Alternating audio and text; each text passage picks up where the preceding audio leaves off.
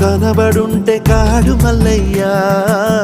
ఆస్తిపాస్తులన్నీ నీ కరిగిపోతాయా ఏమైనా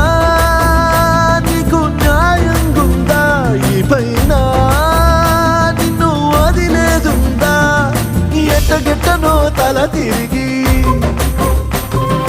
పొగసిన పాపమంత కరిగి శివయ్యాని సిగముడిలా సిక్కుకుంటిరా బొమ్మ నీదిలించిన కసురుతూ కదిలించిన శూలముతో పొడిచిన